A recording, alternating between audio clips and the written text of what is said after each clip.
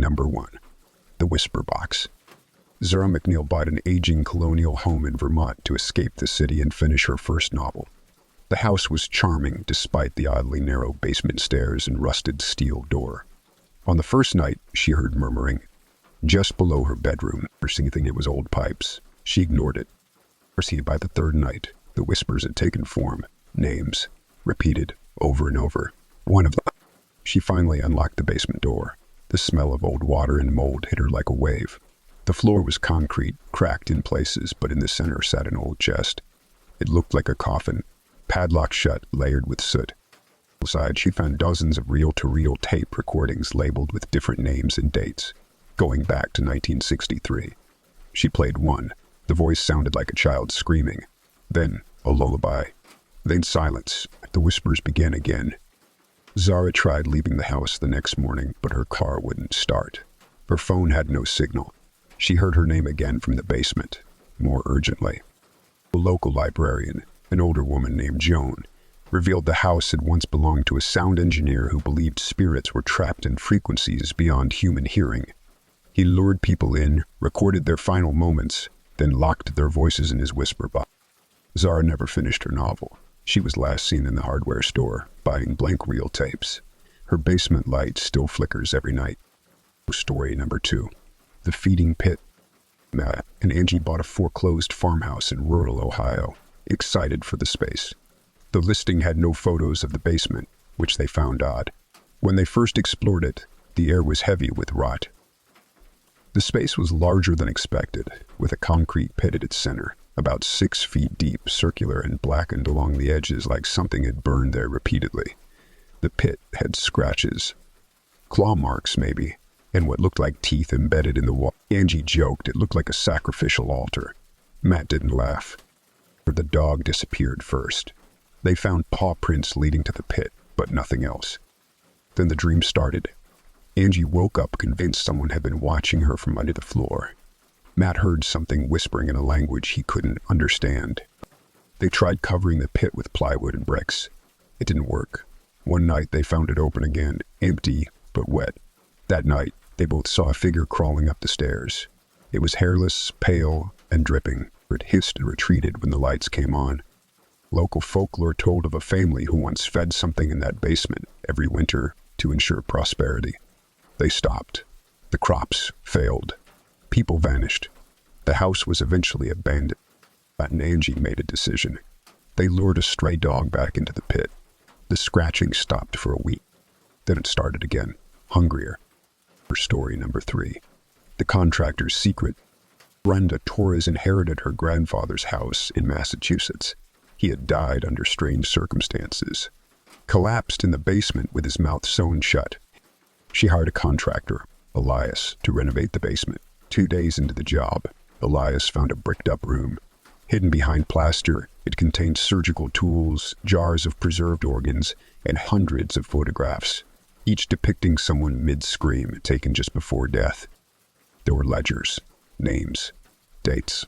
Brenda's grandfather was no quiet widower. He was experimenting, practicing something unnatural. Elias quit, leaving his tools behind. Brenda began seeing someone stand in the shadows of the basement.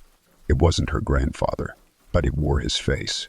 Then came the voices from the walls, pleading to be let out. One night, Brenda found her own name in the ledger, with a date. The next day. Terrified, she tried sealing the basement. The next morning, her mouth felt sore. Her tongue was stiff. In the mirror, she saw a single black thread poking from her gums. She never left the house again. Sometimes neighbors hear a hammer pounding from the basement at 3 a.m. The same time, Brenda's name was logged. Story number 4. The Drain. Tyrese moved into a Brooklyn brownstone and decided to renovate the basement into a studio. There was one drain in the corner, sealed tight with industrial glue. The plumber insisted it had been done intentionally. Leave it, he warned. But Tyrese pried it open. The smell was putrid, worse than sewage. Like death had pooled there for years. That night, he heard gurgling, then weeping. By day, nothing was there. By night, water rose from the drain, not clean water, murky, oily, and something else floated in it. Tyrese set up a camera. At 2:20 a.m., a pale hand emerged, clawed, then a face. It opened its mouth and screamed soundlessly. When he showed it to the plumber, the man paled. "She's back," he said. The basement used to be an illegal surgery den. A woman had died during a botched abortion and was flushed into the city sewer system. They said her spirit returned every time someone opened that drain. Tyrese tried sealing it again, but the water burst through. It climbed up the walls, into his dreams. He drowned on dry land the following week, lungs full of black water. Story number 5. The Man in the Mirror. Celia found the antique mirror tucked in the farthest corner of her newly rented townhouse basement in Delaware. It was ornate, wooden, baroque, and oddly warm to the touch. The landlord, Mr. Hauser, waved it off. "Just an old heirloom. Don't touch it if it creeps you out." But it didn't creep her out. It fascinated her. The mirror never reflected her basement accurately. In it, the light bulb was always on, even when the room was dark. Sometimes she saw a man standing behind her. He'd turn around, and no one was there. After a week, the reflection began changing independently. It started showing her things. A box she'd never seen, tucked behind the boiler. When she checked, it was there. Inside, old film reels and a bloodstained ballet shoe. The man in the mirror grew clearer, pale face, wide grin. Celia saw him mimic interactions, then slowly lagging behind, like he was studying her. One night, he didn't move at all, just stared. Celia called the landlord, demanding he take the mirror away. He arrived, looked her dead in the eye, and said, "You saw him, didn't you? He picks one person per decade. You look." She smashed the mirror the next day. Her shards bled. Now every reflective surface in her home carries a piece of that mirror, and the man, and he no longer lags. He moves faster. Sometimes Celia sees herself smiling, even when she isn't. Story number 6. The ticking below. Julian was a quiet watchmaker who lived alone after his wife's sudden death. He took comfort in mechanical things, precision, control. His basement was his sanctuary, wall-to-wall clocks, ticking in perfect synchrony. One day, a small cuckoo clock appeared on his bench. He didn't remember making it or buying it. It was unlike anything he'd ever seen, hand-carved, coated in soot, and instead of a cuckoo, a tiny black tongue flicked out every hour. Julian tried to destroy it. It reassembled itself by morning. Then came the dreams. His wife, weeping in the basement, trying to scream but her mouth only ticked. The clocks joined in, chanting something he couldn't understand. For every hour, the basement grew darker. The walls wept oil. The hands of the clocks turned backward. Julian became obsessed. He stopped eating. The clocks began counting down. Something was coming. At midnight one night, all clocks struck simultaneously. Time froze, and from the cuckoo hole, a long white arm extended. The next morning, Julian was gone. Only the clocks remained, ticking out of sync, except for the cuckoo clock, which chimes at exactly 12 a.m. every night. Neighbors say they can hear a faint ticking through the walls of the abandoned house, and screaming. Story number 7. Roots. Lane and Doug were newlyweds renovating a Victorian house in Oregon. The basement was their first project. They tore out old floorboards and insulation, revealing thick tree roots snaking through the concrete. Except the roots pulsed, bled when cut. Doug dismissed it. It's just water damage. But that night he woke up screaming, his feet covered in dirt, soil under his nails. He'd been digging. In his sleep, Lena found claw marks at the basement entrance. Long, deep, like something had been trying to get out. Her botanist friend examined the roots. These aren't plant. They're tissue, veins almost. They began hearing whispers from the floorboards, pleading, praying. The roots grew faster into the house. One morning, Doug was gone. Just a damp trail leading back into the basement. Lana followed it and saw his face pressed into the wall, stretched like bark, still breathing. The roots reached for her.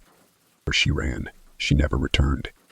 The house remains empty, but sometimes people hear scratching growing louder every spring when the roots bled. Story number 8. The tenant below.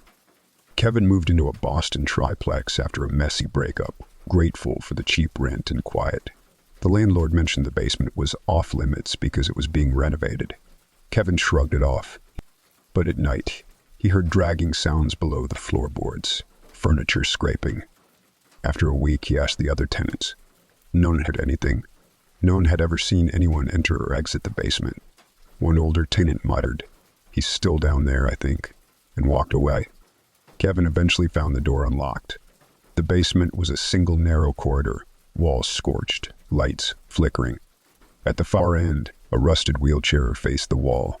As Kevin stepped closer, the temperature dropped. There was no one in the chair, but indentations suggested someone had been sitting there for years. There's on the wall above it, claw marks, hundreds of them. He left quickly, heart racing. That night, he heard the wheelchair rolling above his ceiling. The landlord stopped answering his calls. The dragging got louder, closer. One night, Kevin awoke to find dirt in his bed and a trail leading to the open basement door. He moved out the next morning. Basements told the same thing. Basements off limits. Renovations. Story number 9. The child who waits. When Emma's son, Caleb, began sleepwalking into their basement, she brushed it off as stress. They just moved into a fixer-upper in Michigan. Caleb always went to the same corner, whispered to someone, then walked back to bed. She asked him who he was talking to. "The boy who used to live here," he said. "He's waiting for his mom." Emma's heart sank. There had been no mention of children in the property history. She searched old records and found that in 1991, a child named Tobias went missing from the home. Never found. The family moved away after the father was arrested for suspected abuse but never charged. She started hearing toys move at night. Caleb woke up crying, with bruises on his arms. "He's mad," he said. "I told him he's dead." He didn't like that. Emma placed a baby monitor in the basement. The audio caught a child's voice, raspy, distant. "Don't take her away. It's..." She tried cleansing rituals, calling clergy, even sealing the basement. But the air vents carried the crying. And one night, she found Caleb at the top of the stairs. Eyes rolled back, whispering. She moved, desperate for safety. The new owners didn't believe in ghosts, but the child still waits. And now he's not alone. Story number 10. The second door. Rick bought a duplex in Denver. The seller warned him, "Don't open the second basement door." There was only one visible door, but behind a false wall, Eric found it was old, thick iron with no handle, bolted shut. He pried it open with a crowbar. Grease behind it, nothing, just an empty cement room. And that night, he heard banging, then a whisper. Over the next few days, Eric's dog vanished. Then furniture began moving by itself. He saw handprints on the inside of mirrors. When he closed his eyes, he felt someone breathing near his face. Spread. He tried sealing the door again, but now it wouldn't shut. The hinges had rusted and bent outward, like something had forced its way out. A priest came and immediately left without explanation. It doesn't journal entry was simple. It doesn't want to go back. Her house was found abandoned, but that door, still open, still whispering. Story number 11. Skin Deep. Madison Cole, a 32-year-old tattoo artist in downtown Detroit, prided herself on originality. When she moved into her new apartment and discovered a vintage tattooing chair in the basement, she thought she'd hit the jackpot. The leather was aged, the iron frame rusted but solid, and the stitching seemed almost hand-done. It was a work of art in itself. She cleaned it up and began using it in her studio. Her clients loved the aesthetics until they didn't. The first man to use it called her 3 nights later, begging her to remove a tattoo she hadn't given him. It was a symbol, thin lines intersecting in a spiral, that burned when he looked in the mirror. He claimed it appeared the night after his session, although Madison swore she had no memory of inking it. Then came the nightmares. Clients began calling her, saying they dreamed of being sewn together, tattooed alive, inked by shadows with no eyes. One woman woke up with ink script in a language she couldn't read carved around her neck. Madison finally examined the chair again and saw it pulsing. She sliced into the leather with a scalpel. Human skin. First panicked, she tried destroying it, but the chair wouldn't burn, wouldn't break. That night, she woke up with fresh tattoos crawling up her arms, names of people she had never met. The chair is still in her basement. Now it doesn't wait for clients. It inks her in her sleep. She's covered in words. It's almost finished. Story number 12. The locked freezer. Tom and Jen moved to a remote Alaskan cabin inherited from her reclusive uncle, Paul, who had died suddenly. He had been a loner, a man with strange habits and a powerful fear of intruders. His house reflected his paranoia. Shutters nailed shut, hidden locks, and in the basement, a massive industrial freezer chained closed with a rusted padlock. "Don't open that," Jen said. Uncle Paul was obsessed with keeping that shut. He used to say something lived it, but Tom couldn't resist. He cut the chain and opened it slowly, half expecting a body. What he found instead was a sealed Ziploc bag containing a shriveled human tongue. Nothing else. The sight sickened him. He buried it out back. That night they heard chewing sounds from the basement, then wet footsteps. Tom brushed it off until he woke up with his tongue swollen and aching. By morning, he couldn't speak clearly. In the house groaned, with whispers that night. "Give it back," they said. "It was never yours." Tom tried digging the tongue back up, but the hole was empty. His condition worsened. The skin on his mouth began peeling, his tongue cracked, and he was unable to swallow. Jen watched helplessly as he scribbled on the wall. At once a voice. One morning, Jen found the freezer sealed again, this time from the inside. It hummed louder than before. She never opened it again, but sometimes it shakes. And once, when it opened slightly during a storm, she swore she heard Tom whisper her name. Story number 13. Darren Prescott was a seasoned sound engineer who had seen it all. Bad wiring, faulty microphones, even radio interference from CB radios. So when he set up his new home studio in the basement of his rented house in Pennsylvania, he didn't expect anything unusual. But from his very first recording, something was off. An echo, not the usual kind. This one had character, personality. It wasn't just a repeat of his words. It spoke them differently, slightly off in cadence, like it was mocking him. At first, he laughed it off, blaming the acoustics. Then the echo started responding with slight changes. One day, he said, "Test 1, 2, 3, and the playback replied, "Testing." He checked every connection. He replaced his gear. He recorded in total silence. Still, the echo returned, louder, bolder.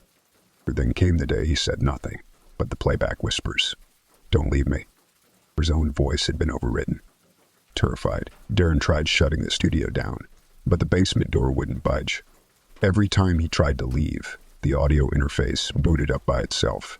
His voice, if it was still his, began appearing in recordings he hadn't made, or it spoke in riddles, in confessions. Eventually, Darren stopped speaking altogether, and yet he was heard, on loop. The landlord found the house abandoned, but the recording equipment was still running. The last file on the desktop was titled, "I Am Not Darren." It plays on its own every night. Story number 14. The Dust Room. Tricia Mendez worked for a high-end cleaning company in Atlanta that handled everything, from luxury condos to old estates being prepped for resale. When she was assigned to the Cartwright mansion, she was excited. It had been abandoned for nearly 50 years, and the owners wanted it cleaned before a film crew came in. The house was a time capsule. Dust coated everything, but the basement was especially bizarre. Ankle-deep dust that seemed untouched by time, even though there was no way that much could have accumulated naturally. As she swept and vacuumed, she discovered a sealed wooden door hidden behind an old cabinet. Melted wax sealed the frame. Curiosity overwhelmed her, and she pried it open. Inside was a small room with a rotted cot and dust arranged on the floor in the perfect outline of a curled-up person. The moment she stepped in, the dust shifted, like wind. Only there was none. It circled her legs, rose into the air. Tricia gasped, but then she choked. The dust poured into her mouth. She stumbled out, coughing violently. She reported it to her boss, who dismissed it as mold and told her to finish the job. But that night, she couldn't breathe. Her lungs rattled. She coughed up thick, gray clumps. Worse, her reflection had changed. Her skin looked dry. For the next few days, her body began shedding, thick layers of skin flaking like dried paint. She stopped answering her phone. Neighbors saw her at the window, mouth open in a silent scream, gray powder pouring from her face. First had found a new form, and it was hungry to spread. Story number 15. The Uninvited. Riley Train had always had a flair for the dramatic. So when she threw a housewarming party at her new fixer-upper in upstate New York, a century-old farmhouse with creaking floors and a basement that smelled of mildew, it only made sense to go all in on the spooky vibes. "We should summon something," she joked, drawing a fake summoning circle in chalk on the basement floor with candles and red wine in teacups. Her friends laughed, reciting random Latin phrases from a horror blog, where someone even took a selfie while lying in the circle. But after everyone left, the house changed. Riley noticed it first in the mirrors. Figures standing behind her, blurry and wrong. Her dog refused to go near the basement door. Objects moved.